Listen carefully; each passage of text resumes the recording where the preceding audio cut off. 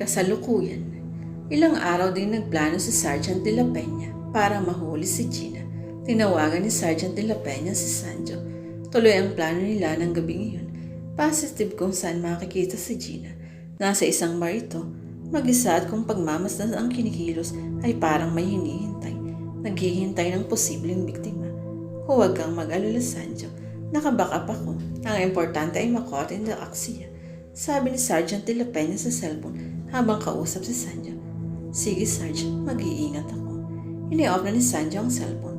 Maliwanag na maliwanag kay Sanjo ang mga instruction ni Sergeant de la Peña. Sila lang ni Sanjo ang kailangang nasa operasyon dahil makakatawag pansin kung marami silang gagalaw sa misyon. Delikado ang operasyon dahil ang buhay ni Sanjo ang ipapahin. Si Sanjo ang nakatakdang maging biktima ni Gina. Inihanda ni Sanjo ang sarili. Ayaw niyang malagay sa alanganin pero kailangan niyang makipagtulungan para matrap si Gina. Sa loob ng bar, agad natanawan ni Sanjo si Gina. Nakawig ito. Nakadisguise kaya hindi madaling makilala. Nilapitan ni Sanjo si Gina. Hi, bati ni Sanjo kay Gina. Remember me? Matamang tinignan ni Gina si Sanjo. May hawak itong isang glass ng margarita. I'm Abdon's bro. Nakangiti si Sanjo. Yeah, I know you. Matibid na sagot ni Gina. Nag-uusap ang dalawa. Sa hindi kalayuan ay naroon si Sergeant de la Peña. Totoong nakabackup ito kay Sanjo. Sa pamamagitan ng gadget na nakabit kay Sanjo, naririnig ni Sergeant de la Peña ang pag-uusap ng dalawa.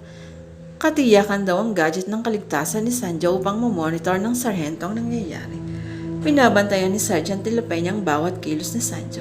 Ilang saglit pa ay naglakad ng palabas ng bar sina Sanjo at Gina. Diretso ang dalawa sa sasakyan ni Sanjo. Walang kiming sumakay si Gina sa sasakyan ng lalaki. Pumwesto si Gina sa passenger seat sa harapan ng kotse. Saan tayo pupunta? O sisaan ni Gina? Saan ba dapat? Ganting tanong ni Sanjo. Tumawa si Gina. May alam akong magandang place. Then the floor is yours. Sang-ayon ni Sanjo. Nakasunod ang sasakyan ni Sergeant Berhel. Mag-isa lang siya gaya ng instruction kay Sanjo. Ilang oras lang at lumabas na sila ng Maynila. Pumasok sila sa boundary ng sumulong highway patungong Cogeo. Sa isang madilim at tila liblib na lugar huminto ang sasakyan ni Sanjo. Sa hirap ng isang may kalumaan at malaking bahay, bumaba ng sasakyan sina Sanjo at Gina at pumasok sa loob ng bahay. Sa hindi kalayuan pumarada ang sasakyan ni Sergeant de la Peña.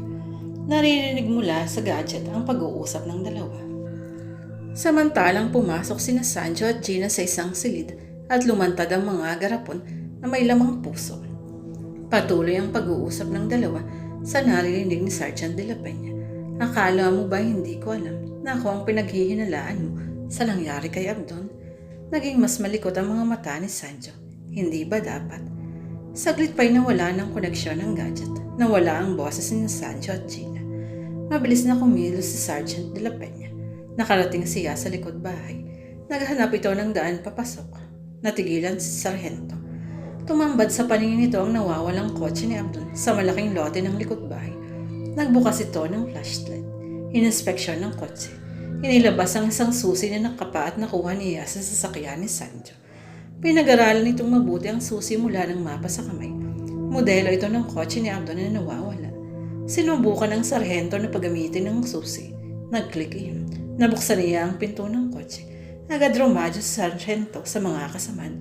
Positive ang suspect. Kailangan ko ng backup. Magmadali kayo. Paglingon ni Sargento tumambad sa paningin niya si Sanjo. Sanjo, tinutukan ni Sergeant de la Peña ng baril si Sanjo. Sargento, nabigla si Sanjo. Hindi mo ako malilin lang, Sanjo. It's positive na magkasabot kayo. Bigla ang pagbabago ng reaksyon ni Sanjo. Really? Alam ko na ang lahat pati ang motibo mo para patayin si Abdon. Dahil sa trust fund. Nalaman ni Sergeant de la Peña mula kay Uncle Ramon ang trust fund na iniwan ng ama kay Abdon. Isang bagay yun ang pinagmula ng kutob ng investigador para sa isang kot si Sanjo. Kinutuban nito ng iba't ibang motibo ang nakikita nito kay Sanjo. Mula sa silbing rivalry at pagiging magkaribal ng dalawa kay Magda ay nabuo kay Sanjo ang matinding galit, malalim na inggit at banta ng paghihiganti. Nalaman ko rin ang relasyon ninyo ni Gina bago pa sila nagkakilala ni Abdon. Nalaman ng sarhento ang background ni Gina, ang involvement ni Sanjo sa isang foundation na kamalinga kay Gina. Noon pa lang ay pinagtakha na ang sarhento ang kwento ni Sancho na nakilala lang nito si Gina sa birthday party ng kanyang Uncle Ramon. At ngayon ang malinaw na ebidensyang nakuha niya, ang susing nakuha niya sa sasakyan ni Sancho ay ang susi ng kotseng nakaparada sa likod bahay ni Gina na siyang numero 1 suspect ng serial killing sa pagpatay kay Abdon. At ikaw mismo ang nagparada ng kotse sa likod bahay ng nawawalang kotse ni Abdon. Wala kang ebidensya sa mga sinasabi mo, Sarge. Inilabas ng sarhento ang nakuhang ebidensya. Here's my evidence. Ipinakita ng lalaki ang susi ng kotse ni Abdon na nakuha sa sasakyan ni Sancho. Tuluyang natawa si Sancho. Magangaling ka nga pa ng investigador. Nakalain mong nalaman mo ang lahat ay trap ko lang sa iyo. At kay Magda, si Magda ang gusto mong ipahamak para iligtas ang sarili mo. Of course, bakit ko naman ipapahamak ang sarili ko? Mahigpit ang hawak ni Sergeant de la Peña sa gatilyo ng baril, subalit hindi niya namalayan ang pag-atake sa kanya ni Gina mula sa likuran. Bumagsak ang sarhento, makaraang paluin ni Gina ng matigas na kahoy. Aktong isasaksak ni Gina ang matalas na scalpel sa dibdib ng sarhento nang umalingaw-ngaw ang sunod-sunod na putok ng baril. Dumating na ang bangkap ng sarhento. Tinamaan si Gina.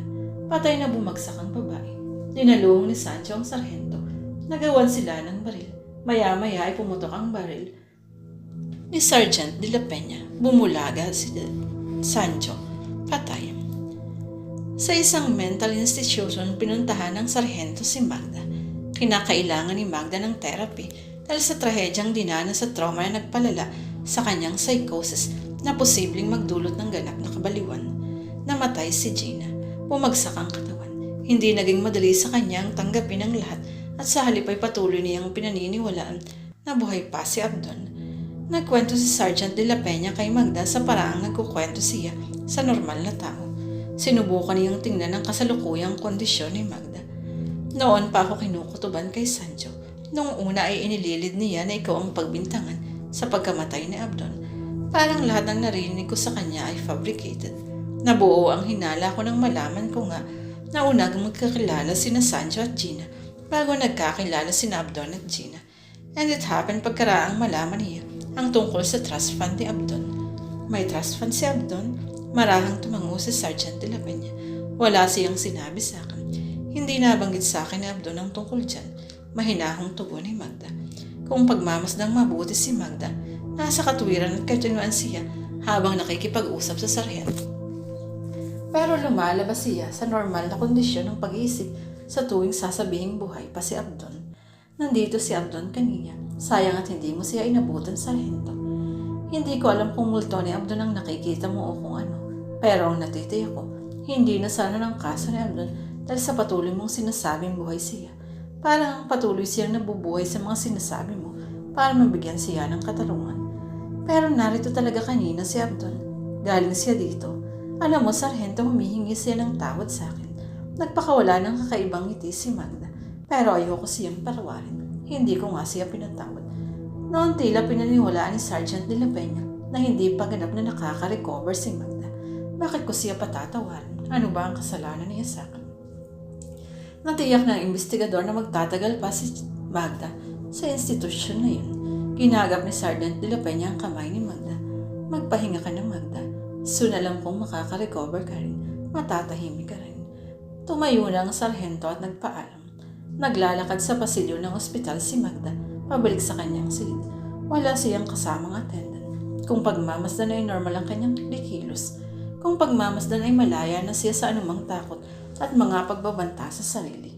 Nahuli na ang mga tunay na salarin at nabigyang katarungan ang pagkamatay ni Abdon.